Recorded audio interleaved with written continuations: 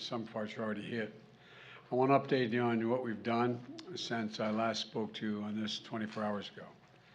I've directed that every possible action be taken to save lives and get help to survivors, because every single minute counts. It's not just a crisis for Florida. This is an American crisis.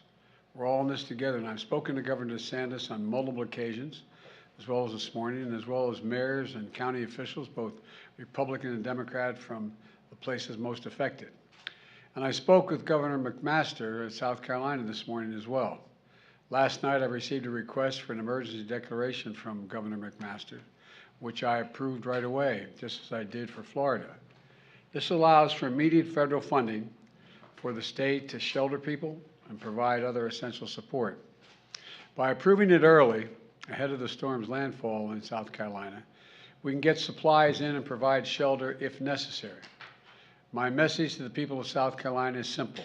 Please listen to all the warnings and directions from local officials and follow their instructions. And as you all know, the situation in Florida is far more devastating. We're just beginning to see the scale of that destruction. It's likely to rank among the worst of the nation's and the worst in the nation's history.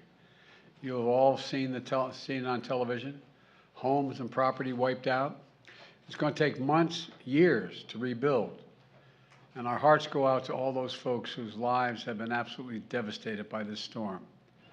America's heart is literally breaking just watching people watch it on television. I just want the people of Florida to know we see what you're going through and we're with you. We're going to do everything we can for you. I say to the rest of Americans, just imagine yourself in that situation. Water rising, walls collapsing, streets turned literally into rivers, charter boats on top of automobiles, watching the home and the community work so hard to establish, literally washed away. And folks across the country are now waiting to hear from parents and grandparents who live in Florida, just hoping and praying they're okay. At my direction, we pre-deployed the largest team of search and rescue experts in recent history, because so many of the rescuers need to take place now, need to be there in place now, in the water now. And the United States Coast Guard has been deployed as well. 6 fixed-wing aircraft, 18 rescue boats and crews, 16 rescue helicopters, which were in the air all day yesterday and are added again today. Working with the Defense Department, the National Guard, state and local first responders, they've rescued 117 people on the southwest Florida coast and Fort Myers and Naples so far.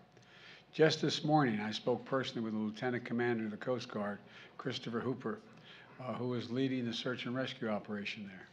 He emphasized this is one fight, everyone working together, Coast Guard, Defense Department, Customs and Border Patrol, Florida Fish and Wildlife, local officials. They're doing everything they can to rescue people.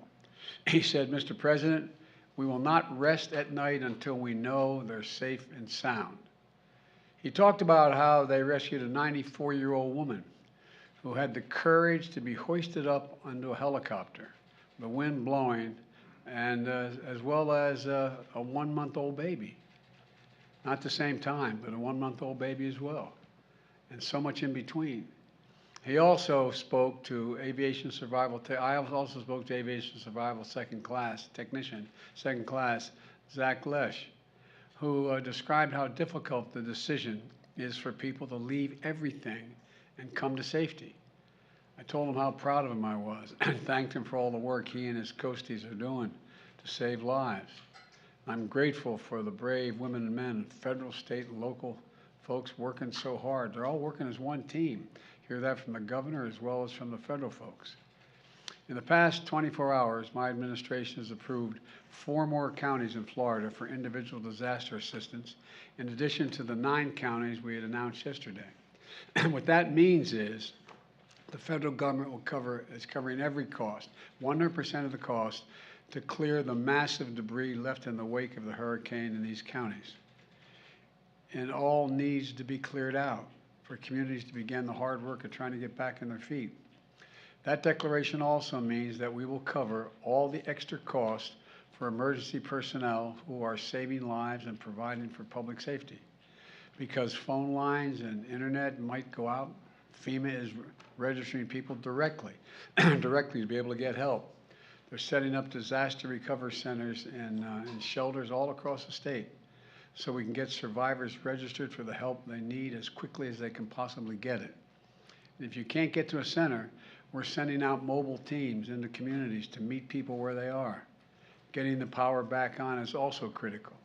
I want to recognize, and this is, I think, impressive, 44,000 utility workers and restoration personnel from 33 states and the District of Columbia who are working around the clock to help get power back on for millions of Floridians who've lost it. I've ordered more than 400 personnel from the Army Corps of Engineers to Florida with more than 250 generators to enable power supplies for key locations like hospitals and shelters. And last night, my Homeland Security Advisor met with the electric sector leaders to ensure that they're coordinating with owners and operators of the grid so nothing will stand in the way of getting the power back on. Yesterday, I was briefed by the leaders of FEMA, the Coast Guard, the Army Corps of Engineers, and other organizations that are at the tip of the spear right now. I directed them to provide me with information on where housing and health facilities and power and cell service and other critical infrastructure has been most affected so we can prioritize and focus our efforts and expand them where the help is needed the most. In addition to what we're doing for Florida and South Carolina, we remain focused on recovery efforts in Puerto Rico as well. And I will say it as long as we're going to stay with it and stay at it as long as it takes. I spent a lot of time with people in the aftermath of disasters. I have immense gratitude for the first responders and emergency crews who always show up no matter what.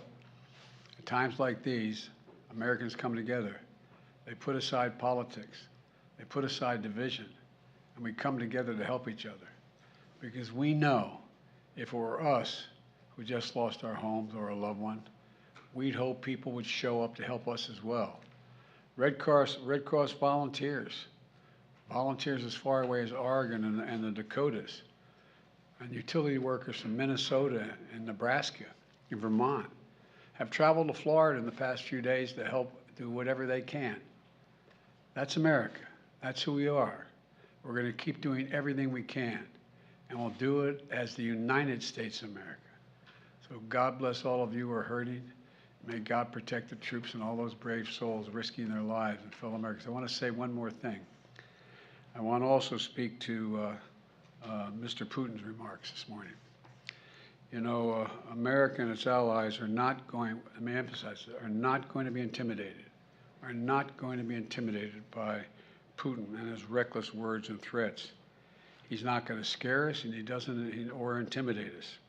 Putin's actions are a sign he's struggling. The sham referenda he carried out, and this routine he put on. Don't worry, it's not on there if you're looking. Okay. The sham routine that he put on this morning, that's showing the unity and as people holding hands together. Well, the United States is never going to recognize this, and quite frankly, the world's not going to recognize it either. He can't seize his neighbor's territory and get away with it. It's as simple as that. And they're going to stay the course. They're going to continue to provide military equipment so that Ukraine can defend itself and its territory and its freedom, including additional resources that the Congress is going to give me today of $13 billion more to help the Ukrainians defend themselves and fight back. And we're fully prepared to defend. I want to say this again. America is fully prepared with our NATO allies to defend every single inch of NATO territory. Every single inch. So, Mr. Putin, don't misunderstand what I'm saying. Every inch. And I've been in close touch with our allies. We're announcing new sanctions today as well, that including new authorities to sanction anyone who provides political or economic support to Russia's fraudulent territorial claims. And I've been in close touch with our NATO allies who are united in our resolve to take on his aggression. So I thank you all very much. You also asked me earlier about the pipeline, and let me say this. It was a deliberate act of sabotage, and now the Russians are pumping out disinformation and lies. We're going to work with our allies to get to the bottom of exactly precisely what happened. And at my direction, I've already begun to help our allies enhance the protection of this critical infrastructure. And at the appropriate moment, when things calm down, we're going to be sending divers down to find out exactly what happened. We don't know that yet exactly, but we're not, just don't listen to what Putin is saying. What he's saying we know is not true. Thank you all so very much.